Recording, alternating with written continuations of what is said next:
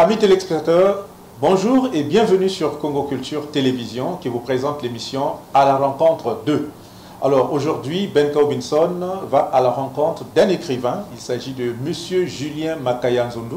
Vous l'avez certainement vu dernièrement dans vos écrans lorsqu'il a présenté le livre Les morsures obscures. Alors avec lui, nous allons discuter de ses différentes publications, notamment les 4 essais à son actif. Et avant de commencer, nous allons donc présenter l'auteur avec ce portrait qui a été réalisé par Katos Katos.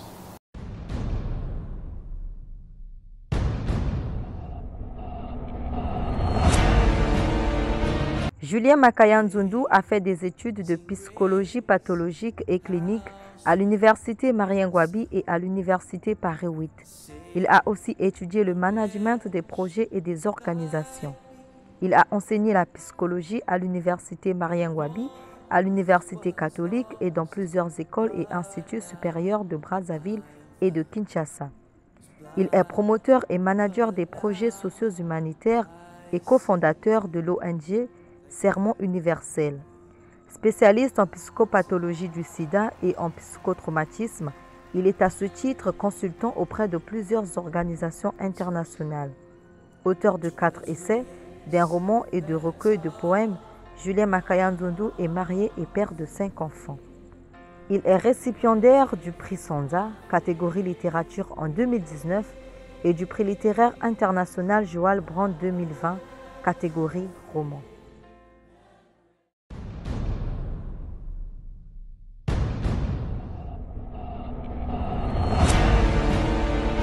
Bonjour Monsieur Makaya. Bonjour Monsieur le journaliste. Monsieur Makaya, dites-nous, c'est Julien Makaya ou Julien Makaya Nzundu? Parce que dans certains de vos livres, on décrit Julien Makaya et dans l'autre, Julien Makaya Nzundu. Est-ce que vous pouvez nous éclairer sur cette lanterne? À l'état civil, je suis Monsieur Julien Makaya. Nzundu, c'est le nom de mon grand-père paternel qui m'a été attribué, mais qui ne figure pas dans mon acte de naissance. Et donc, lorsque je publie les essais, puisqu'il s'agit d'un travail de réflexion et d'analyse, et donc ce qui est factuel, je signe avec mon état civil Julien Makaya. Et lorsqu'il s'agit des autres genres littéraires, particulièrement le genre fictionnel et la poésie, j'ajoute mon deuxième nom, qui est le nom de mon grand-père, qui figure bien dans ma généalogie, puisque c'est un nom qui a été porté par Nzundu, mon grand-père, et donc le père de Jean-Baptiste Makaya, mon père. Alors, Monsieur Makaya, dans le cadre de cette émission, est-ce que vous nous autorisez à vous appeler par Julien Makaya Nzundu? C'est plus exhaustif. Je vous l'accorde parce que Makaya Nzundu, c'est moi. Alors, tout à l'heure, en suivant votre présentation faite par Katos Katos, nous nous sommes aperçus que vous êtes psychologue clinicien. Ça veut dire que vous êtes attaché à la santé, à la science. Mais d'où vous est venu ce goût de la littérature? Parce que écrire des romans, des poèmes et aussi faire des essais, ça relève quand même de l'ordinaire, de l'extra, j'allais dire. Est-ce que vous pouvez nous dire ce déclic-là est venu d'où et depuis quand? Depuis le lycée, tout le monde me disait que je m'étais trompé de série. Parce que j'ai fait la série C au lycée, mais j'étais meilleur en lettres. J'étais le meilleur élève de mon lycée en philo et j'ai eu la meilleure note. Je crois que c'était parmi les meilleures notes de la République en philosophie au baccalauréat. Donc depuis le lycée, je commençais à écrire et lorsque je faisais ce qu'on appelait la dissertation à l'époque, j'avais de très bonnes notes. Mon prof de philo, M. Awanza, ancien maire de l'arrondissement de Adolizi, peut en témoigner parce que j'étais parmi les meilleurs de ses élèves au lycée, alors que j'étais en série scientifique. Donc la littérature et moi, c'est une affaire de jeunesse. Depuis le jeune âge, j'avais des textes, mais vous savez, hein, comme on le décrit dans l'échelle de Maslow, quand vous n'avez pas encore réglé vos problèmes de ventre, s'occuper de questions de littérature, encore que pour produire des ouvrages, il faut avoir les moyens. Mes manuscrits se trouvaient dans ma valise. Alors, j'ai décidé de publier, ça va peut-être vous étonner, pour une nouvelle gouvernance du Congo-Brazzaville en 2015, en plein orage politique au Congo, en lien avec le changement de la Constitution. Ma première publication aux éditions L'Harmattan Congo en 2015, il s'agit d'une réflexion sur la gouvernance. Je donne mon avis sur ces questions liées à la gouvernance du pays, sur la diversification de l'économie, sur la nécessité de repenser le système éducatif congolais qui n'est pas en adéquation avec le monde de l'emploi, parce que notre université est une machine à fabriquer des chômeurs. La première ressource du pays, c'est le pétrole, puis le bois, mais nous n'avons pas, au niveau de notre université, un institut spécialisé dans les métiers du pétrole, du bois, et même regarder l'état dans lequel se trouve notre institut chargé de la formation en matière d'agronomie. Cela, ce sont des réflexions, et j'estime que nous avions eu tort d'abandonner le service militaire dans un pays où l'ethnocentrisme, où l'ethnicisme, où le tribalisme constitue un véritable cancer pour le pays. Je crois que le service militaire était un moment où il y avait brassage des jeunes, et je partage ces différentes réflexions dans cet ouvrage, pas peut-être pour dire que le pays est mal gouverné, mais pour donner mon son de cloche à moi. Et je dis également dans cet ouvrage que, en ce qui concerne la constitution du pays, le Congo aurait tout à gagner de mettre en place une constitution qui est en adéquation avec sa culture. Ok? Et moi, je suis l'un des défenseurs de la constitution de 2002 qui consacre le régime présidentiel. Et dans le livre, j'argumente pourquoi. Vous savez, en 1963, il y a eu une révolution au Congo et on est allé prendre l'ancien ministre, l'ancien président de l'Assemblée nationale pour présider aux destinées du pays. C'est Alphonse Massamba Deba. Une constitution est adoptée et après, Lissouba est nommé Premier ministre. À la suite, il y a eu Noumazalaï. Vous voyez bien qu'il y a eu deux camps qui s'opposaient, les tenants de l'idéologie du socialisme scientifique contre le camp qui pensait qu'il fallait, oui, le socialisme tropicalisé, adapté à la culture bantoue, et ce que défendait le président Massamba Deba. Mais il a eu deux premiers ministres qui n'étaient pas sur la même ligne idéologique que lui. Qu'est-ce qu'il a fait?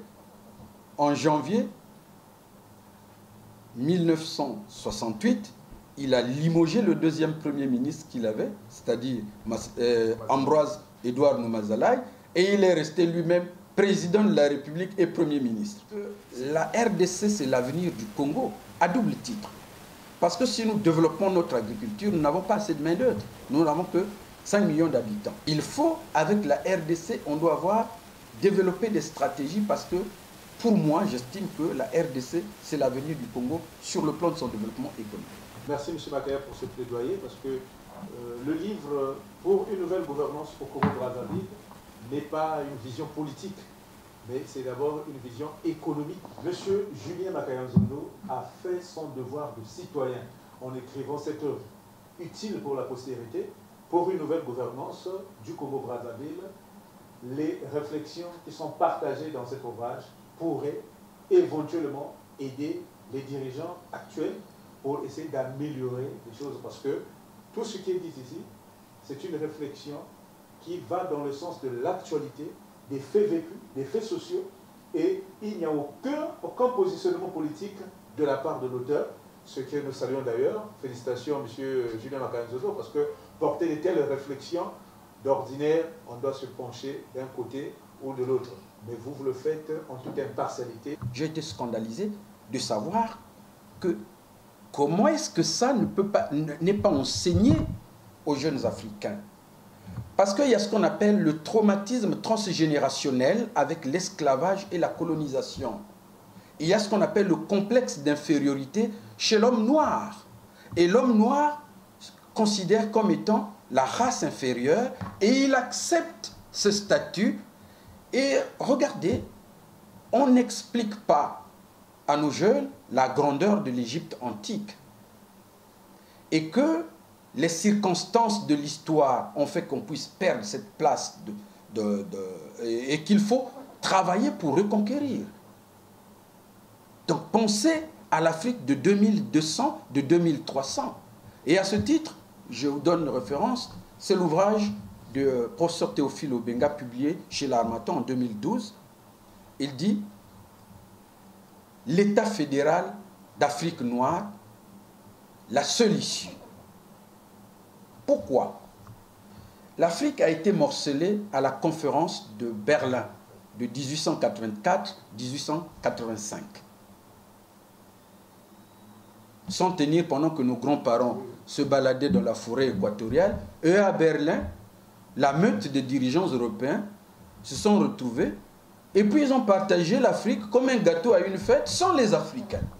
Et c'est comme ça, nous parlons français, parce que ce territoire a été attribué aux Français.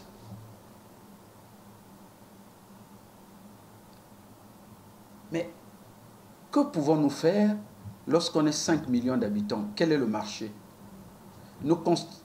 Par exemple, actuellement, le Congo, c'est 5 millions d'habitants. La RDC, c'est près de 90 millions. Les autres disent 100 millions d'habitants, voire 120 millions d'habitants. L'Angola, plus de 20 millions d'habitants. Même chose au Cameroun. Comment nous allons-nous survivre, petit pays entouré de ces monstres démographiques, sur le plan économique, sur le plan stratégique, même sur le plan militaire? La vision, c'est d'aller vers les grands ensembles. Pour se fédérer. Mais oui, parce que vous voyez, les États-Unis, c'est une cinquantaine d'États. Ils constituent un marché et une puissance. Vous voyez, la Chine, c'est une puissance. L'Inde monte. La Russie, la Fédération de Russie, regardez le territoire. Les Européens ont compris qu'il faut se réunir. Ils ont créé l'Union européenne. Et si nous continuons à rester sans stratégie, de penser qu'on peut survivre dans ce monde compétitif et caractérisé par l'impérialisme, avec 5 millions d'habitants et un territoire de 342 000 km², non. Aujourd'hui, il faut travailler. Je crois qu'il faut aller doucement, mais il faut que les idées soient déjà partagées pour que les gens comprennent la nécessité d'aller vers un État fédéral dans le but de créer une puissance. Parce que si nous fédérons, nous arrivons à créer une fédération, nous avons peut-être, l'Afrique c'est peut-être autour de, si je ne me trompe pas, 16% de la superficie du globe, si je ne me trompe pas, mais nous avons des richesses qui peuvent nous permettre de devenir une puissance. Mais si on est unis, on est plus fort. Et peut-être pour affronter les enjeux de la mondialisation, il faut fédérer. Et ça, les gens ne comprennent pas, mais il faut expliquer. Parce que tout le monde ne peut pas être porteur d'une vision. Il faut que ceux qui pensent partagent les idées avec les autres. Donc le panafricanisme, c'est le chemin d'avenir. C'est le chemin d'avenir. Le panafricanisme, c'est l'espérance pour la survie même de l'Afrique noire et peut-être même de l'homme noir. Il faut y aller parce que l'enjeu vaut la chandelle. Mais l'Afrique, c'est aussi sa diaspora. L'Afrique, c'est aussi les Noirs américains, ce qu'on appelle les afro-descendants. Il y a des choses à faire en commun avec ceux des Caraïbes, avec ceux de l'Amérique.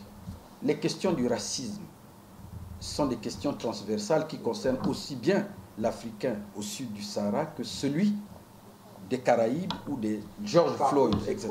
Donc du coup, il faut des réflexions ensemble autour de ces questions qui concernent l'homme noir, qu'il soit celui de l'Afrique au sud du Sahara ou celui qui a été descendant de celui qui a été déportés qui se trouvent de l'autre côté, ou alors ceux qui sont partis après les indépendances pour s'installer de l'autre côté en Occident. Voilà, ce sont des questions d'identité.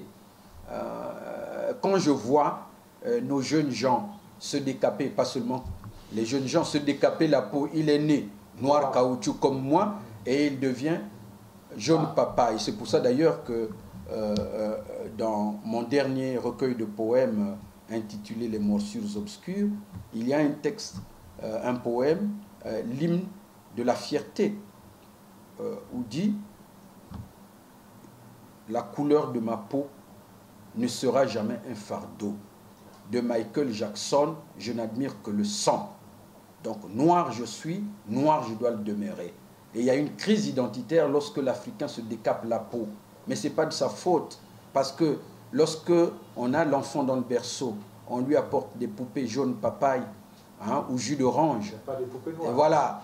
Et lorsqu'il sort du berceau, il va à l'église. Il voit l'ange est blanc, l'archange est blanc, Marie est blanc, Jésus est blanc, et le diable est noir. Et donc, du coup, il n'y a aucune raison au plan psychanalytique d'être fier de sa peau. Et là aussi, c'est le travail des dirigeants, des enseignants.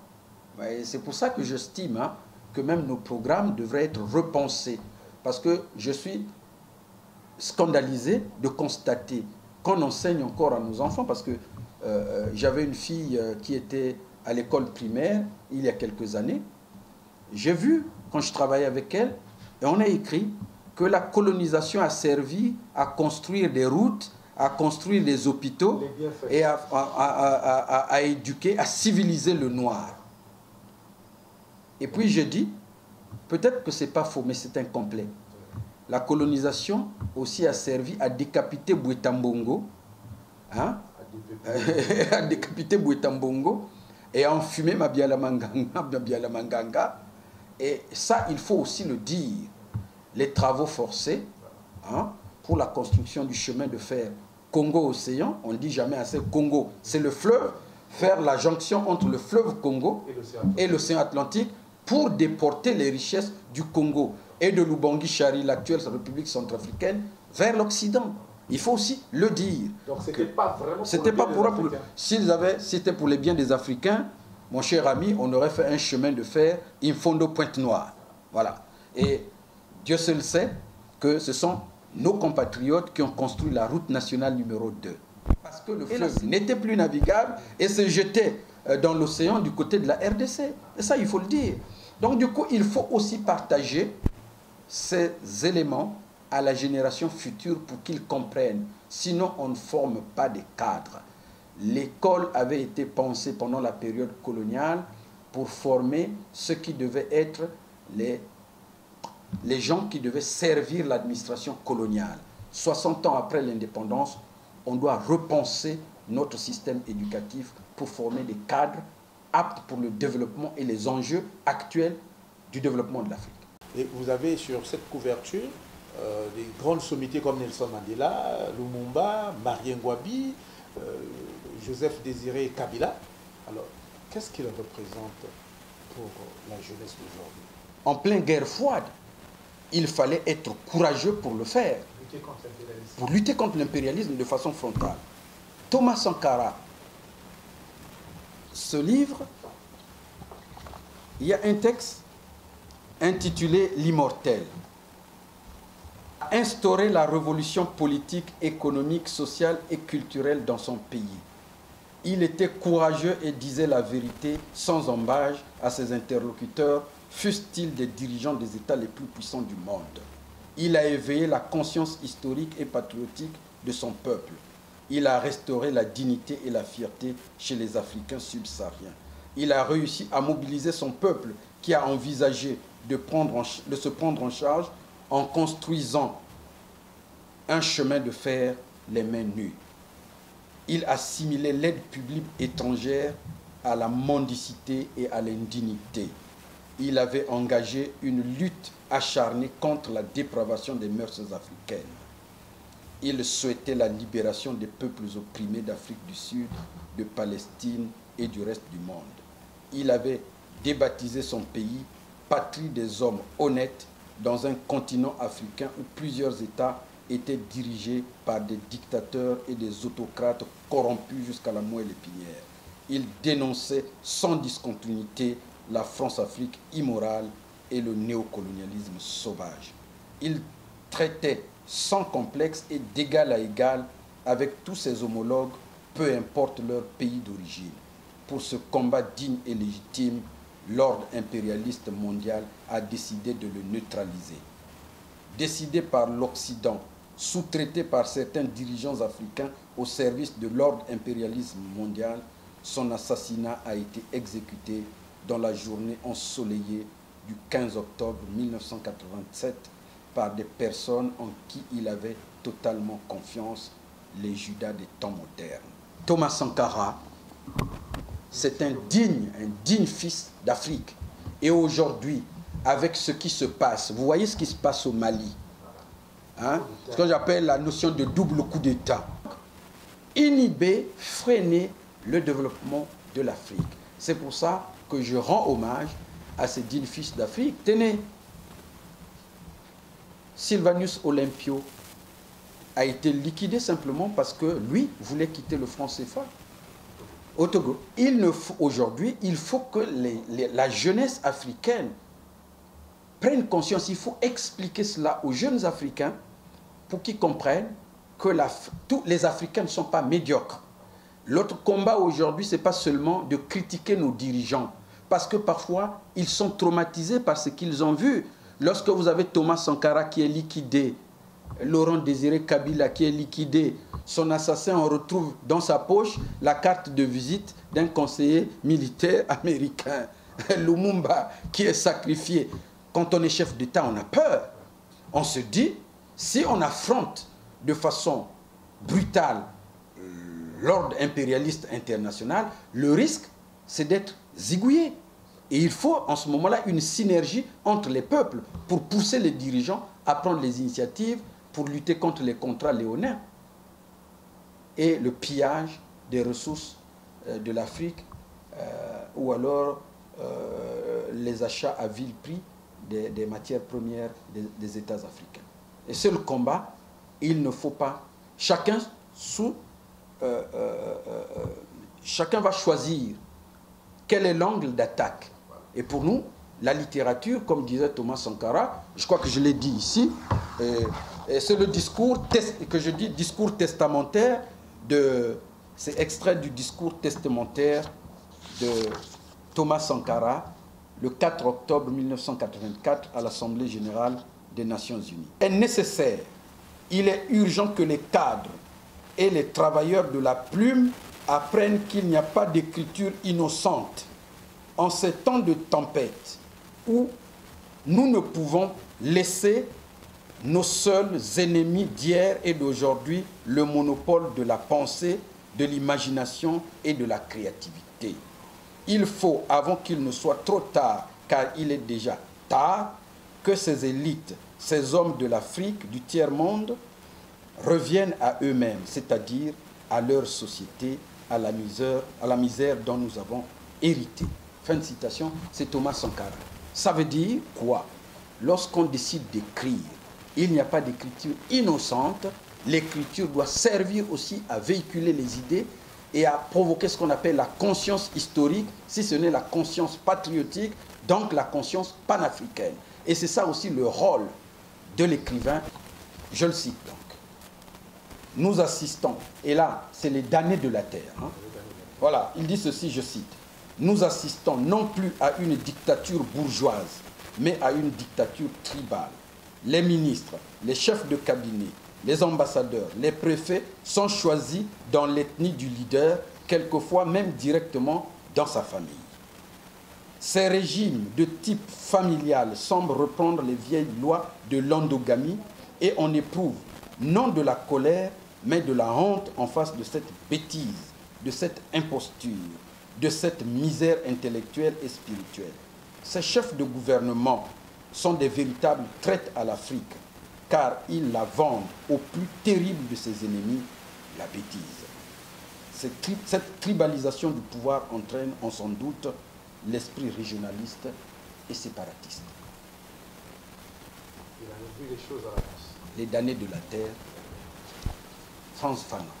Alors, nous venons de passer en revue les différents essais de M. Julien Makaya-Nzundu et on se rend compte de la pertinence des idées et surtout de la richesse qui se cache dans ces documents. M. Makaya, comment pensez-vous mettre en valeur toutes ces idées que vous véhiculez à travers ces essais? Parce que 4 essais et qui parlent des problèmes de la vie courante, ce serait quand même une perte de ne pas les voir utilisés par la population, donc les lecteurs. Qu'est-ce que vous mettez comme stratégie pour que les gens vous lisent et qu'ils comprennent ce que vous voulez dire? Bien, mais je pense que la première chose, c'est qu'il faudrait bien que la tutelle puisse faciliter l'accès aux livres, particulièrement aux livres des écrivains congolais. Pas seulement de Julien Makaya-Nzundu, que je suis, de tous les genres littéraires. Pourquoi? Parce que déjà, pour produire une œuvre littéraire, c'est un véritable chemin de croix. Parce que le livre coûte cher, la production du livre coûte cher, et qu'il n'y a pas de subvention. Deuxièmement, quand le livre est publié, l'accès au livre est un véritable problème pour le Congolais moyen, parce que on n'a pas assez de bibliothèques riches. La Bibliothèque nationale est dans l'état que vous connaissez, et que pour acheter un livre, il faut débourser de l'argent, autour de 5 000, 10 000, 15 000 francs CFA. Et ça, le Congolais moyen en période de crise ne peut pas se taper ce luxe d'acheter souvent des livres. Donc il faut qu'il y ait une politique nationale qui favorise l'accès aux livres et les initiatives allant dans le sens de faire des dons. C'est une très bonne chose, mais il faut aussi qu'il y ait ce qu'on appelle des lectures publiques. Peut-être que ce que nous pouvons faire, c'est faire en sorte que les livres soient disponibles, qu'on fasse des dons, si on a un peu de moyens, au niveau des établissements scolaires. Pourquoi? Mais parce que, au-delà de ce qui est enseigné, moi, quand j'ai fait le parcours au collège, au lycée, l'histoire de mon pays ne m'a pas été enseignée. C'est dans mes recherches personnelles que j'ai su que Baratier et Marchand, ce sont les bourreaux de Mabiala Manganga. Le Marchand, vous avez donné le nom d'un stade à Brazzaville. Oui, le stade Marchand. Voilà. À un officier français qui est l'un des bourreaux du résistant Mabiala Manganga. C'est de l'histoire. Et donc, du coup, pour que les jeunes puissent connaître leur histoire, l'histoire qui n'est pas enseignée dans les programmes, dans nos curricula, il faudrait bien que les jeunes aient accès aux livres. Mais pour cela, ceux des parents qui ont des moyens, il faut prévoir un peu d'argent pour acheter des livres, parce que l'homme ne vit pas que du pain. Deuxième chose, c'est peut-être créer des cafés littéraires, faire des cafés littéraires dans les établissements scolaires pour que vous expliquiez le contenu de vos livres, pour susciter un peu la curiosité des nouveaux lecteurs, pour qu'ils puissent avoir accès au contenu de nos ouvrages. Mais simplement, si on était sérieux, c'est le temps de le dire, ce n'est pas à l'écrivain de mettre en place un dispositif allant dans le sens de vulgariser ses propres écrits. C'est le travail de l'éditeur et le travail, normalement, du ministère de la Culture. On espère simplement que cela va pouvoir arriver. Pour notre part, on fait l'effort de rendre disponibles les ouvrages à la FNAC à Brazzaville, mais je sais que ce n'est pas suffisant parce que malgré la bonne volonté, si vous n'avez pas les moyens, vous ne pouvez pas les acheter malheureusement. Et c'est là le frein. Mais que aussi les profs d'histoire, les gens qui sont curieux de connaître un peu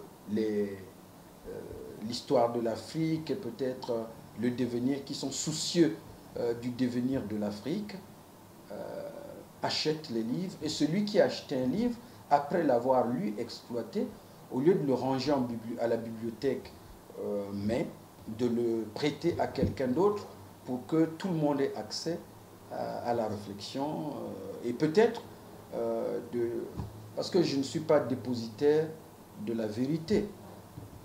Mes thèses à moi sont sujettes à discussion, puisqu'il y a ceux qui pensent qu'il ne faut plus pleurnicher sur ce que l'Afrique a vécu, hein, la traite négrière, la colonisation et même le néocolonialisme brutal et sauvage actuel. Mais ceux-là doivent savoir que le traumatisme psychique, il peut être transgénérationnel. Et qu'aujourd'hui, si nous ne parlons pas et si nous n'expliquons pas à la génération future ce que nous avons vécu, que nos aïeux ont vécu, ils ne prendront pas conscience pour mettre en place des mécanismes afin de faire en sorte que cela ne se reproduise pas. Et c'est là tout l'intérêt de parler, de transmettre à la génération future, pas seulement les sévices de la colonisation, le drame de l'esclavage, mais aussi la grandeur de l'Afrique depuis l'Antiquité, avec les grands pharaons africains de l'Égypte antique, qui sont à l'origine de la civilisation. Monsieur Julien Makayanzundu, vous avez à votre actif 7 publications déjà, dont 4 essais que nous venons de décortiquer ici. Aujourd'hui, il y a le numérique qui est en train de battre le plein et le livre physique est en train de prendre un coup. Est-ce que vous croyez vraiment à l'avenir du livre avec ce conflit contre le numérique? Le livre va survivre pour 2 raisons. Sans être spécialiste de l'ophtalmologie, j'estime qu'un ouvrage de près de 300 pages comme Métempsycose constitutionnelle, le lire sur écran peut avoir un impact à long terme sur la santé de l'individu. Donc j'estime qu'on aura toujours besoin du livre. Mais le livre papier, dans le contexte africain, avec des coupures d'électricité et l'absence d'accès à l'Internet, au téléphone intelligent et à l'ordinateur, parce que ce n'est pas encore, tout le monde n'est pas dépositaire d'une tablette numérique, je pense qu'aujourd'hui, on a encore besoin du livre. Je ne suis peut-être pas un conservateur en la matière, mais j'estime que les conditions ne sont pas encore réunies pour abandonner le livre dans sa version papier. Très optimiste pour l'avenir du livre, nous sommes arrivés à la fin de notre entretien. Avez-vous un dernier mot? Si oui, à qui et pourquoi?